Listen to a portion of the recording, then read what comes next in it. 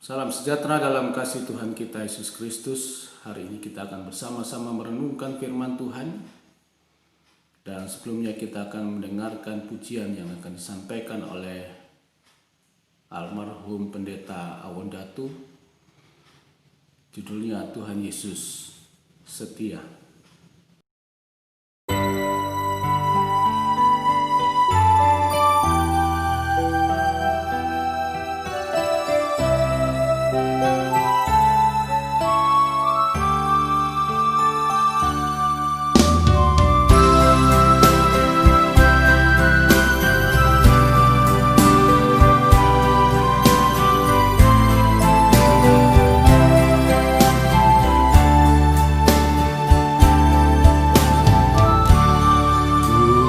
Yesus setia, Dia sahabat kita. Dalam segala susahku, selalu menghiburku. Dia mengerti bahasa tetesan air mata, waktu badai mengamuk dan gelombang menyerang. Tuhan Yesus setia. Yesusku mau setia, dalam segala masa, dalam setiap langkahku. Ku mau setia padamu.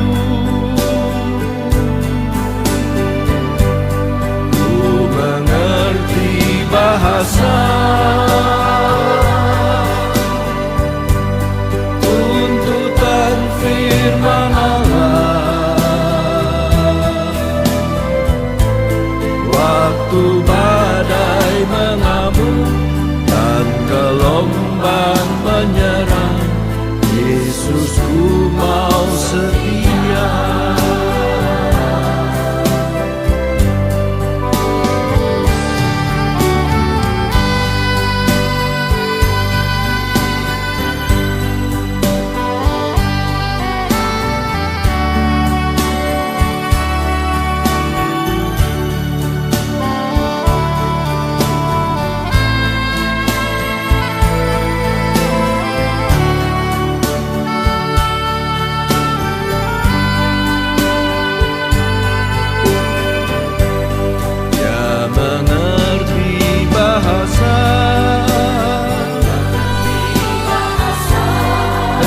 Tetesan air mata, waktu badai mengamuk dan gelombang menyerang. Tuhan Yesus setia. Waktu badai mengamuk dan gelombang menyerang. Tuhan Yesus setia. Waktu badai mengamuk dan gelombang menyerang. Tuhan Yesus setia. Waktu badai mengamuk dan gelombang menyerang. Tuhan Yesus setia.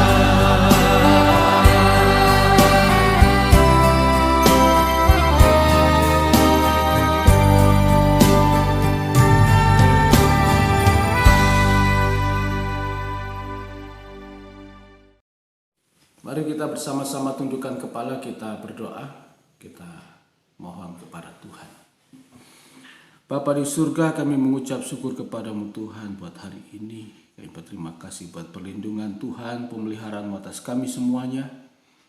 Menatap hari-hari hidup kami bersama dengan Tuhan, kiranya kami terus tetap setia kepadamu Tuhan, untuk kami hidup menjadi kekasih-kekasih Tuhan yang menyenangkan hatimu Bapa. Terima kasih Tuhan. Kami tidak merenungkan firman-Mu. Dalam nama Tuhan Yesus Kristus, kami bersyukur dan berdoa. Haleluya. Amin. Bapak Ibu Saudara-saudara sekaliannya, kita akan kembali bersama-sama merenungkan firman Tuhan.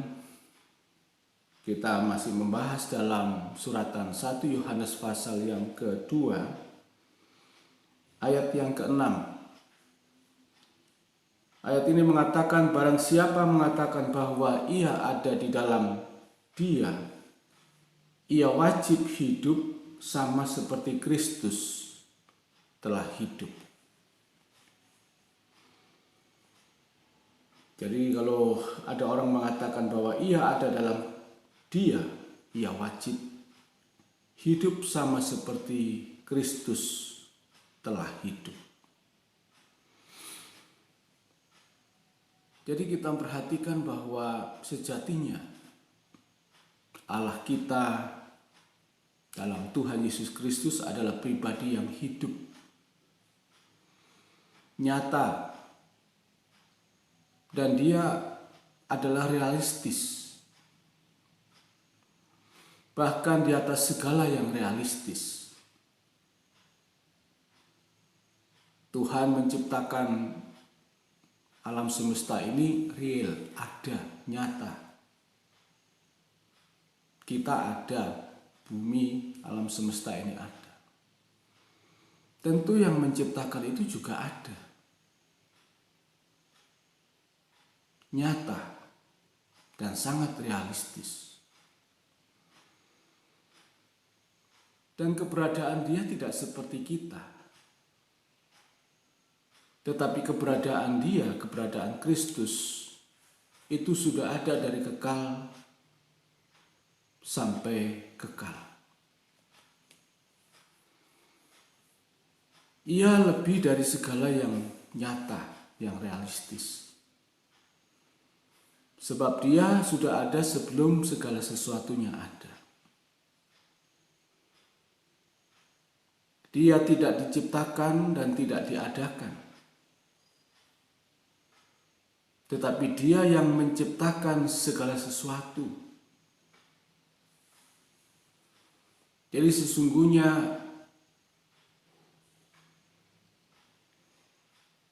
kita hidup di dalam Dia. Dan dikatakan kita juga harus wajib hidup sama seperti Kristus hidup. Itu menunjukkan bahwa Allah itu nyata, Allah itu realistis. Tidak dipahami oleh orang-orang sekarang ini atau agama-agama sekarang ini, termasuk kita orang Kristen, bahwa Allahnya itu Allah dalam fantasi. Yaitu Allah yang hanya ada di dalam angan-angan tanpa dialami secara konkret dalam kehidupan nyata ini. Jadi banyak orang Kristen masih hidup dalam keberagaman seperti ini.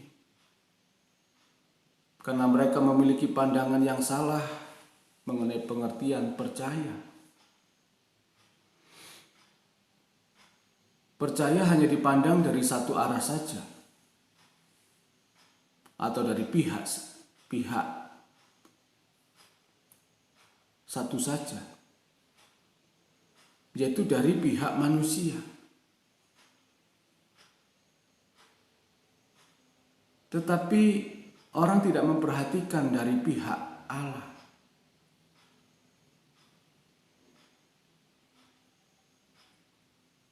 Di dalam Injil Yohanes pasal yang ke-2,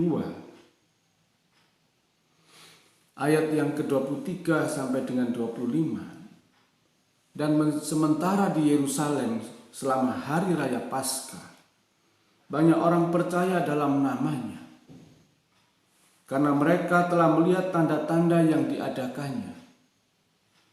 Tetapi Yesus sendiri tidak mempercayakan dirinya kepada mereka karena ia mengenal mereka semua.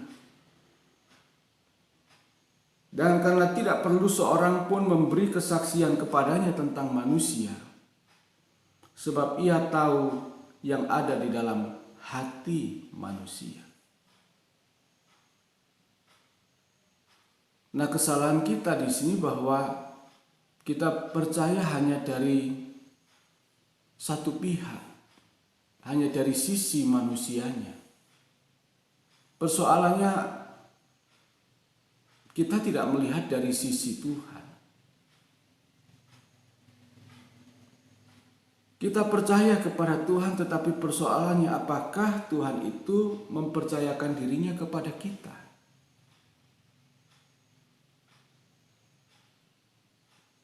Nah, itulah sebabnya maka banyak orang Kristen merasa bahwa dirinya sudah mempercayai Allah, tetapi tidak mempersoalkan apakah Allah yang dipercaya itu merasa mengakui kepercayaan kita.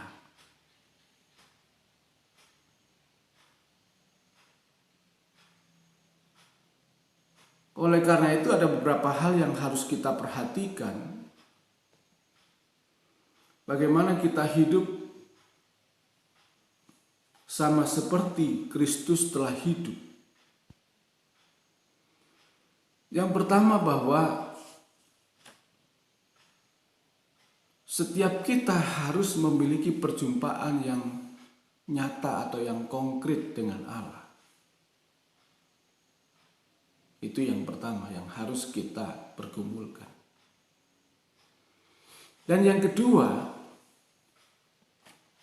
kita tidak boleh menutup hati dan pikiran kita terhadap pewahyuan kebenaran yang Allah singkapkan untuk zaman kita ini.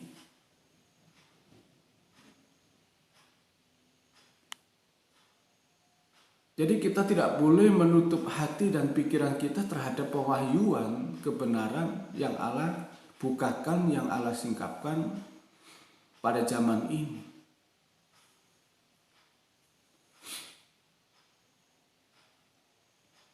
Karena banyak gereja-gereja yang dikungkung oleh doktrin, oleh pengajaran masa lalu,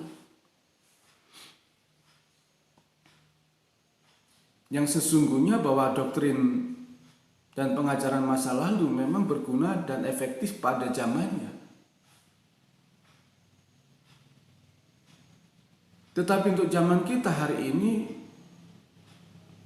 perlu dilengkapi dan direvisi di zaman kita ini.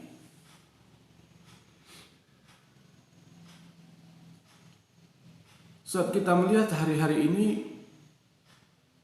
kemerosotan kekristenan yang sedang berlangsung berabad-abad ini, Allah hanya menjadi isi pengetahuan yang sering disebut dengan teologi.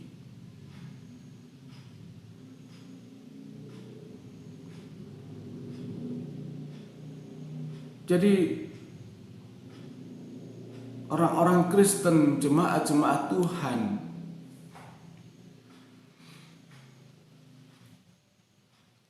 hanya cakap berbicara mengenai Allah. Allah dalam keilmuan. Tetapi bukan Allah di dalam hubungan yang konkret, hubungan yang nyata.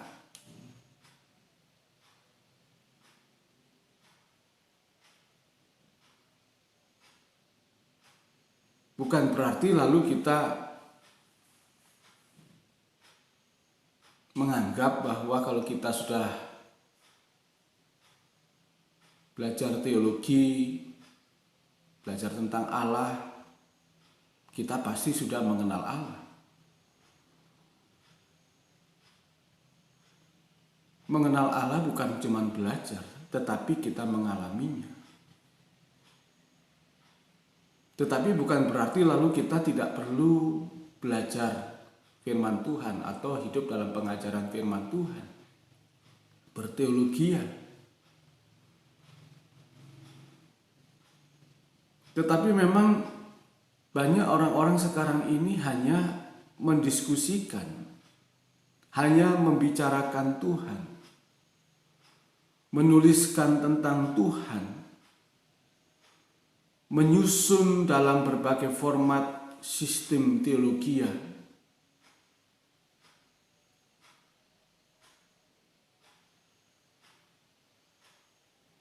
Tentu itu tidak salah, bahkan menjadi panggilan bagi beberapa orang untuk melakukan itu dengan maksimal. Tetapi hendaknya perjumpaan dengan Allah secara real atau secara nyata itu tidak boleh kita anggap sepele. Tetapi harus kita memandang sebagai sesuatu kemutlakan yang harus kita lakukan.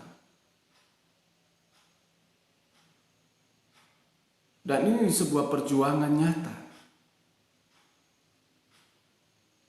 Sebab ayat mengatakan tadi, ia wajib hidup sama seperti Kristus telah hidup.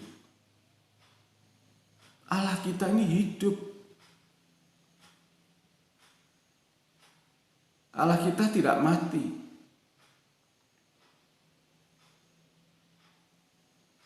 Maka seringkali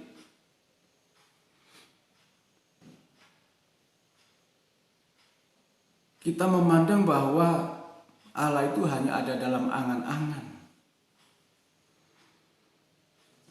Allah yang fantasi.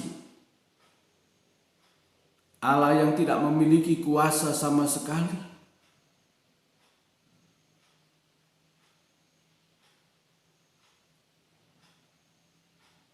Jadi kita memang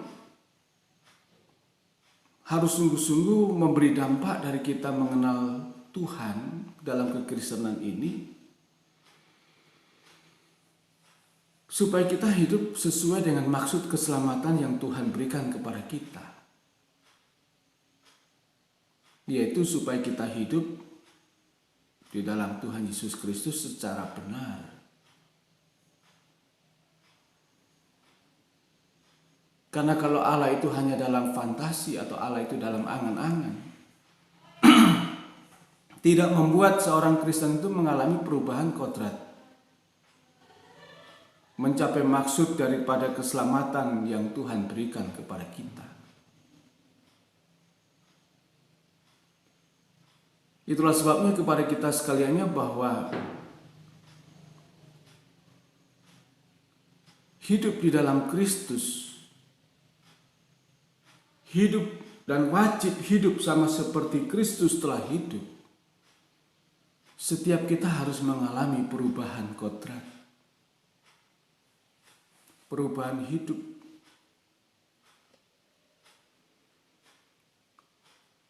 Yang kita alami dalam kehidupan kita setiap hari,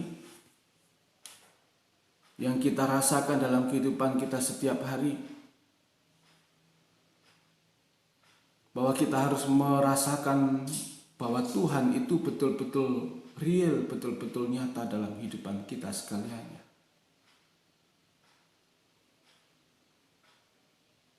Jadi sejatinya yang terpenting adalah bagaimana kita memiliki pengenalan kehidupan yang bisa mengantar kehidupan kita benar-benar mengalami perjumpaan dengan Allah.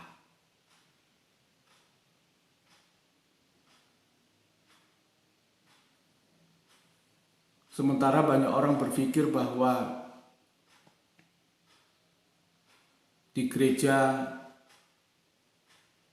kita pasti bisa ketemu dengan Allah.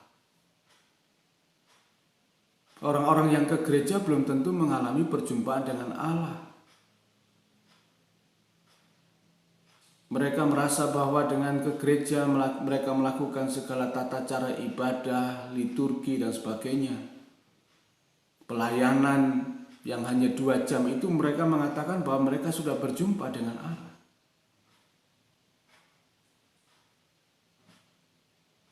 Nah, itulah sebabnya maka agama-agama membungkus perjumpaan dengan Tuhan lewat liturgi, tata cara ibadah, pelayanan yang hanya 2 jam di gereja.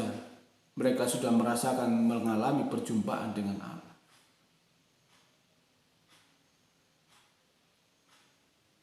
Padahal kita hidup, dikatakan hidup sama seperti Kristus hidup, itu bukan cuma 2 jam di gereja. Tetapi kita harus mengalami kehidupan itu setiap hari, setiap saat. Kebaktian, namanya berbakti, beribadah, melayani Tuhan itu bukan 2 jam di gereja yang kita lakukan. Tetapi dalam kehidupan kita setiap hari, kiranya hidup ini berkenan kepada Tuhan.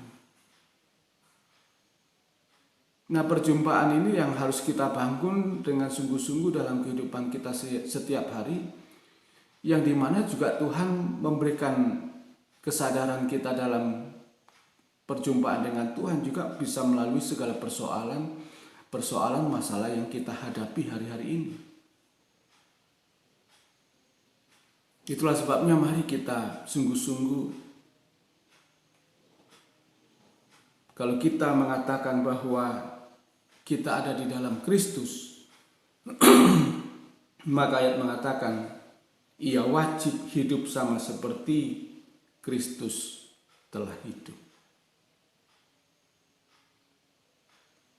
Dan untuk itu kita tidak punya cara lain. Jangan hidup mengenal Allah dalam fantasi atau angan-angan, tetapi jumpai dan bertemulah dengan Dia.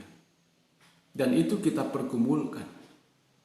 Jangan hanya Allah dibicarakan di mulut ini, ditulis, didiskusikan. Tetapi yang penting dari semuanya itu, kita harus bisa mengalami Tuhan dalam hidup ini. Ini yang menjadi renungan kita hari ini. Memberkati kita semuanya. Amin. Mari kita berdoa.